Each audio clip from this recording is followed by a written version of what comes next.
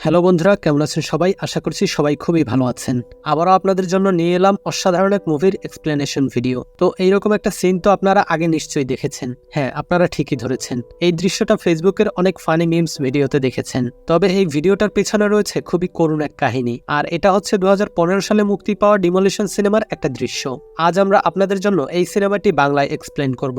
সিনেমার শুরুতে আমাদের ডেভিসকে দেখানো হয়, যে কিনা একটা গাড়িতে বসেছিল আর তার স্ত্রী জুলিয়া গাড়ি চালাচ্ছিল। তারা একসাথে কোথাও একটা যাচ্ছিল। গাড়ি চালানোর সময় তারা নিজেদের মধ্যে কথা বলছিল। এমন সময় জুলিয়ার বাবার ফোন আসে। জুলিয়া তার বাবার সাথে কথা বলছিল।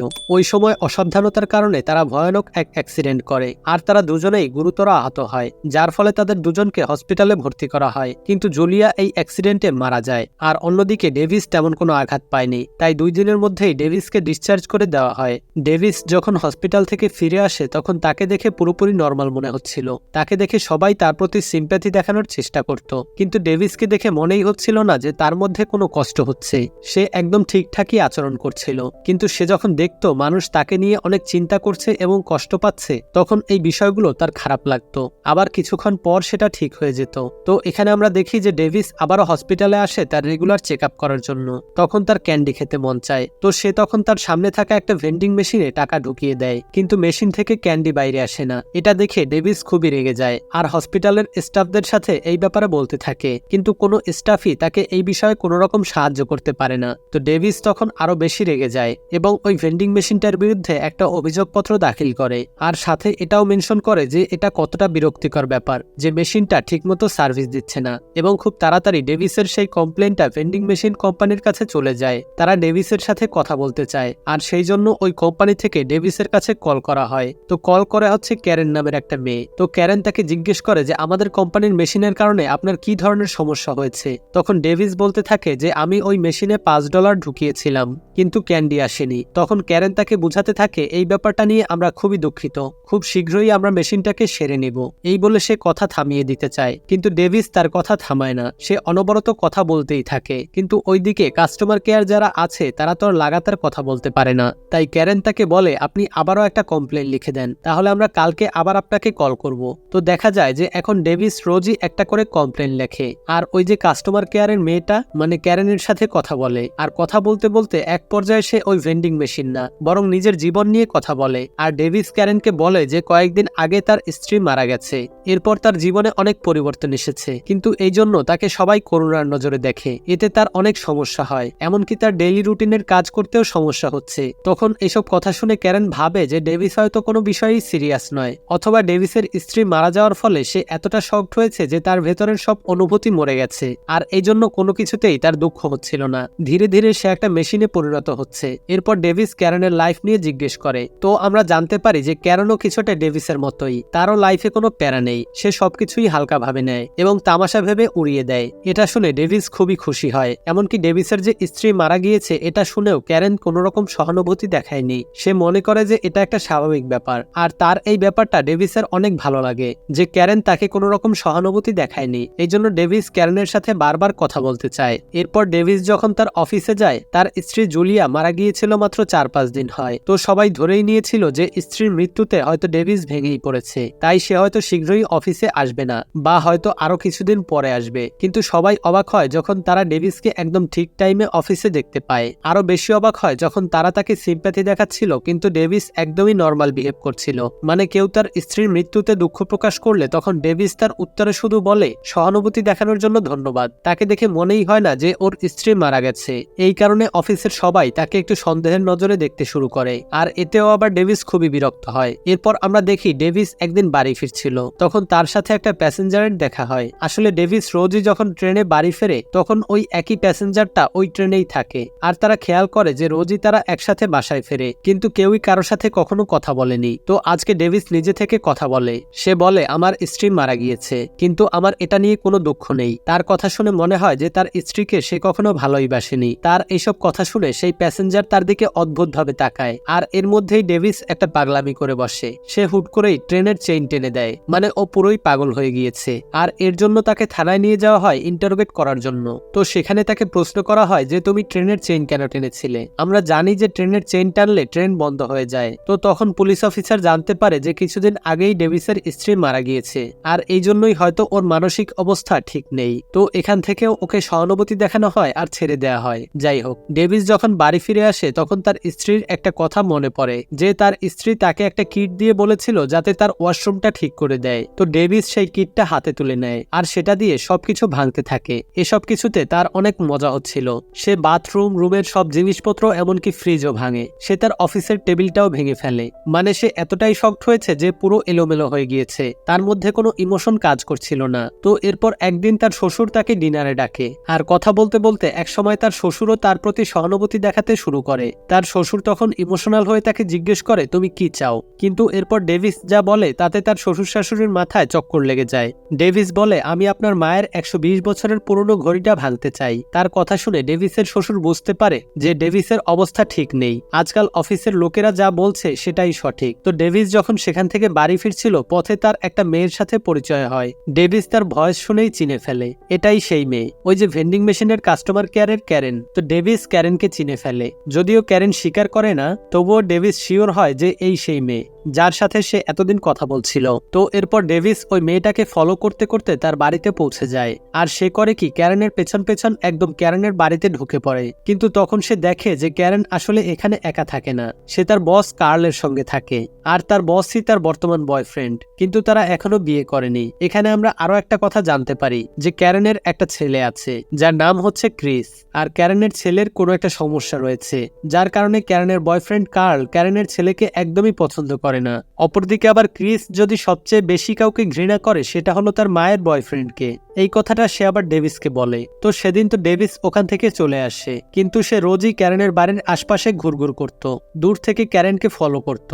তার তো আর কোনো কাজ কাম নেই। একদিন ডেভিস ক্যারেনের বাড়িতে যায় আর জানতে পারে যে ক্যারেনের বয়ফ্রেন্ড কোথাও একটা লম্বা ট্যুরে গেছে। এটা শুনে ডেভিস অনেক খুশি হয়, কারণ এখন সে কয়েকদিন ক্যারেনের সাথেই থাকতে পারবে। এর মধ্যে ডেভিসের সাথে ক্রিসের একটা ভালো বন্ধুত্ব হয়ে যায়। ক্রিস বলে আমি নিজেকে সবার থেকে আলাদা ভাবি, তাই আমার কোনো বন্ধু নেই, আমার কারোর সাথে বনিবনা হয় না। তবে সে জানায় যে ডেভিসকে তার অনেক ভালো লাগে। দেখা যায় যে ডেভিস তার স্ত্রীকে হারানোর শখে বাচ্চাদের মতো হয়ে গেছে, আর ক্রিস তো একটা বাচ্চাই, তাই তাদের বন্ধুত্বটা ভালোই জমে উঠেছে, একেবারে বেস্ট ফ্রেন্ড আর কি। তো এর মধ্যে আবার একদিন ডেভিসের শ্বশুর তাকে অফিসে ডাকে, কারণ জুলিয়ার নামে একটা ইন্স্যুরেন্স ছিল, আর সেই ইন্স্যুরেন্সের টাকা দিয়ে সে একটা স্কলারশিপ স্টার্ট করতে চায়, যে সকল গরিব মেধাবী বাচ্চারা আছে তারা যাতে পড়াশোনার সুযোগ পায়। তো ডেভিস বলে আচ্ছা ঠিক আছে। তখন তার শ্বশুর বলে জুলিয়ার যে ইন্স্যুরেন্স ছিল সেখান থেকে প্রায় $26 লাখ পাওয়া যাবে, আর সেই টাকা দিয়ে আমি স্কলারশিপে লাগাবো যাতে সারা জীবন আমার মেয়ের নাম সবাই মনে রাখে। কিন্তু ওই ইন্স্যুরেন্সের নমিনি ছিলে তুমি, আর তাই এখানে তোমাকে একটা সাইন করতে হবে। তখন ডেভিস বলে আচ্ছা ঠিক আছে। এরপর ডেভিস করে কি একটা হার্ডওয়্যারের দোকানে যায় আর সেখান থেকে দুইটা বড় বড় হাতুড়ি কিনে নেয়। তারপর সে ক্রিসকে নিয়ে তার বাড়িতে যায় আর বলে চলো বন্ধু, আজকে আমরা আমাদের বাড়িটা ভাঙতে চলেছি। এই কথা বলেই তারা দুজন মিলে বাড়িটা ভাঙতে শুরু করে। ভাঙচুর করার এক পর্যায়ে কিছু একটা দেখে ডেভিস খুবই অবাক হয়ে যায়। সেটা হলো জুলিয়ার প্রেগনেন্সি রিপোর্ট, যেটা ছিল 1 বছর আগের। মানে জুলিয়া প্রেগনেন্ট হয়েছিল, আর সে এই কথা ডেভিসের কাছ থেকে লুকিয়েছিল। পরে সে বাচ্চাটা নষ্ট করেছে বা অ্যাবর্শন করিয়েছে আর কি। এই কথা জানতে পেরে ডেভিস খুবই হতাশ হয়ে পড়ে। সে ভাবতে থাকে এত বড় একটা কথা জুলিয়া কেন তার কাছ থেকে লুকিয়েছিল। তাদের দুজনের সম্পর্ক তো অনেক ভালো ছিল। ডেভিস জানতে পারে সেদিন রাতে তার একটা পার্টি আছে, যেটা তার শ্বশুর অ্যারেঞ্জ করেছে। কেননা এই পার্টিটা ছিল জুলিয়ার সেই স্কলারশিপের উদ্বোধন উপলক্ষে।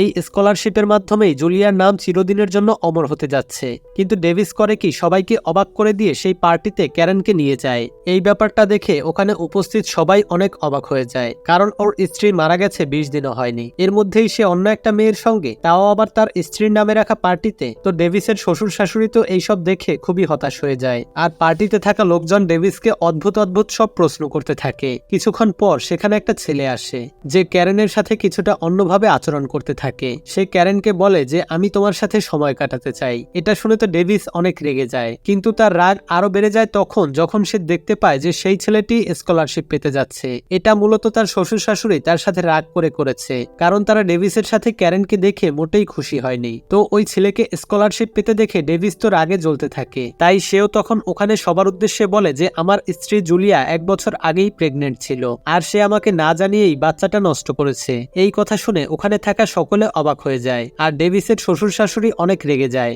এরপর ডেভিসের শাশুড়ি তাকে ডেকে নিয়ে যা বলে তাতে তার মন পুরোপুরি ভেঙে যায়। তার শ্বশুর শাশুড়ি বলে যে আমার মেয়ে তোমার সাথে মোটেই সুখী ছিল না, তাই তোমার সাথে সম্পর্ক থাকা সত্ত্বেও সে অন্য কারোর সাথে অ্যাফেয়ারে জড়ায়, আর সেখান থেকেই সে প্রেগনেন্ট হয়ে যায়। যেটা আমি জানতে পেরে জুলিয়াকে বলেছিলাম যে বাচ্চাটাকে নষ্ট করে ফেলতে, যাতে সংসারটা না ভাঙে। তাই আমার কথাতেই জুলিয়া বাচ্চাটা নষ্ট করে ফেলে। তো এইসব কথা শুনে ডেভিসের যে কি অবস্থা হয় বুঝতেই তো পারছেন।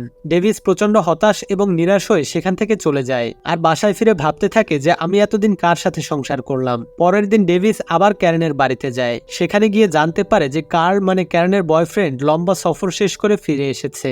আর কার্ল জানতে পেরেছে যে তার অবর্তমানে ডেভিস এই বাড়িতে আসা যাওয়া করত। সে ক্যারেনকে যে চিঠিগুলো পাঠিয়েছিল তা এখন কার্লের হাতে রয়েছে। সে এটাও জানতে পারে যে ক্যারেনের সাথে ডেভিস রাতও কাটিয়েছে। এতে কার্ল প্রচুর রেগে যায় আর ডেভিসকে অনেক মারতে থাকে। এত মারার পরেও কার্লের রাগ কমে না, তাই সে ক্রিসকেও সেখানে মারতে শুরু করে। কারণ ক্রিস দেখতে ছেলেদের মতো হলেও সে একটা গে বা সমকামী, তাই কার্ল তাকে একদমই সহ্য করতে পারে না। তো পরের দিন ডেভিস যায় জুলিয়ার কবরের কাছে। সেখানে সে ভাবতে থাকে যে এত সুন্দর একটা সম্পর্কে এত রহস্য কেন বের হলো। তো সেখানে আমরা দেখি যে একটা গাড়ি এসে থামে, আর এই গাড়ি থেকে একজন লোক নামে যে বেশ কিছুদিন ধরেই ডেভিসকে ফলো করছে। লোকটা আস্তে আস্তে ডেভিসের কাছে আসে। এরপর সে জুলিয়ার কবরের পাশে একটা ফুলের তোড়া রাখে। এরপর সে যা বলে তা শুনে আমরা অবাক হলেও ডেভিস একদম চুপচাপ দাঁড়িয়ে থাকে। তার মধ্যে কোনো রিয়াকশনই ছিল না। লোকটা বলে সেদিন আপনাদের গাড়ির সাথে আসলে আমার গাড়ির অ্যাক্সিডেন্ট হয়েছিল।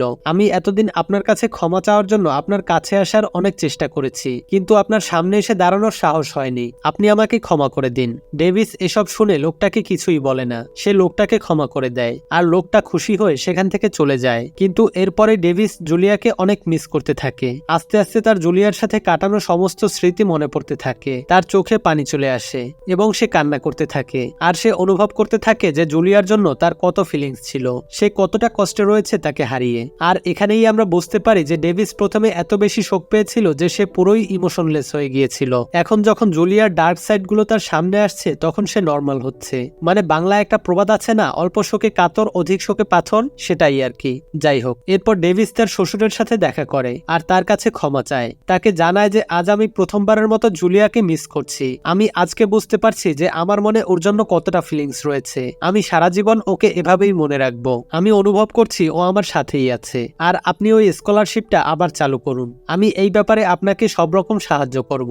আমিও চাই ওর নাম সারা জীবন মানুষ মনে রাখুক। এটা শুনে তার শ্বশুরও খুশি হয়ে যায় এবং ভাবে যাক এতদিনে তাহলে ডেভিস নর্মাল হয়েছে। ডেভিস তখন বলে আপনিও প্লিজ আমাকে আর সহানুভূতি দেখাবেন না, আমার সাথে নর্মাল ব্যবহার করবেন। তো পরের দিন থেকে ডেভিস একদমই বদলে যায়। সে আবারও আগের মতো নর্মাল জীবনে ফিরে আসে। তো এর মধ্যেই একদিন সে ক্রিসের চিঠি পায়। ওই চিঠিতে লেখা ছিল যে তার মা ক্যারেন তার বয়ফ্রেন্ডের থেকে আলাদা হয়ে গিয়েছে আর তারা এখন অন্য কোথাও থাকে। আর চিঠিতে সে একটা জায়গার ঠিকানা দেয়, সেখানে সে ডেভিসকে কিছু একটা দেখাবে। তো ডেভিস সেখানে গিয়ে দেখে একটা বিল্ডিং ভেঙে ফেলা হচ্ছে। এটা দেখাতেই ক্রিস তাকে ওখানে ডেকেছিল, কারণ ক্রিস জানতো যে ডেভিস ভাঙচুর অনেক পছন্দ করে। কিন্তু এই ডেভিস তো আর সেই ডেভিস নেই। তখন ডেভিস ক্রিসকে চারপাশে খুঁজতে থাকে, কিন্তু সে কোথাও তাকে দেখতে পায় না। আসলে ক্রিস দূর থেকে দূরবীনের সাহায্যে ডেভিসকে দেখছিল। এরপর ডেভিস সেখানে কিছু বাচ্চাদের দৌড়াতে দেখে, তখন সেও সেই বাচ্চাদের সাথে দৌড়াতে থাকে এবং তাদের পেছনে ফেলে সে জিতে যায়। আর এরই মাধ্যমে সিনেমাটা এখানেই শেষ হয়ে যায়। তো আপনাদের কাছে সিনেমাটি কেমন লেগেছে অবশ্যই কমেন্ট করে জানাবেন। যদিও স্টোরিটা আরেকটু ভালো হতে পারতো, তবে মুভির কনসেপ্টটা কিন্তু ভালো ছিল। যাই হোক, আজকের মতো এখানেই বিদায় নিচ্ছি। দেখা হবে পরবর্তী ভিডিওতে। আল্লাহ হাফেজ।